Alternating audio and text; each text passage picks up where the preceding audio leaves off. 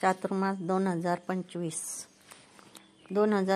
मध्ये चातुर्मास 6 जुलै पासून सुरू होऊन 2 नोव्हेंबरला संपणार आहे. आषाढ महिन्यातील शुक्ल पक्षातील एकादशीला चातुर्मास सुरू होतो आणि कार्तिक महिन्यातील शुक्ल पक्षातील एकादशीला संपतो. या काळात शुभ कार्यांना टाळले जाते, कारण या काळात भगवान विष्णू योग निद्रेत असतात असे मानले जाते.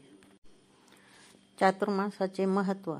चातुर्मास हा हिंदू धर्मात पवित्र मानला जाणारा काळ आहे, जो आषाढ, श्रावण, भाद्रपद आणि आश्विन या 4 महिन्यांमध्ये येतो.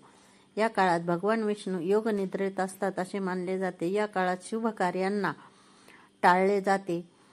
या काळात भक्ती, उपासना आणि आध्यात्मिक कार्यांना अधिक महत्त्व दिले जाते. चातुर्मासात काय करावे? या काळात भगवान विष्णू आणि शंकरांची पूजा करणे शुभ मानले जाते. चातुर्मासात विविध व्रत वैकल्ये आणि उपवास करणे फायदेशीर मानले जाते. शक्यतो सात्विक आणि हलका आहार घ्यावा. या महिन्यात सूर्योदयापूर्वी उठून स्नान करणे शुभ फळ देणारे ठरते. या 4 महिन्यात पूजा, पठण, जप आणि तपस्या केल्यास पुण्य प्राप्त होते. काळ्या व निळ्या रंगाचे कपडे चातुर्मासात घालू नयेत. या काळात शुभ कर्मांचे फळ मिळत नाही.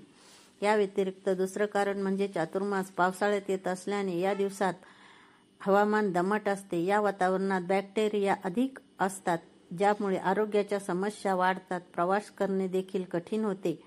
अशा वेळी लग्नासारखे शुभ कार्य आयोजित करणे गैरसोयीचे ठरू शकते.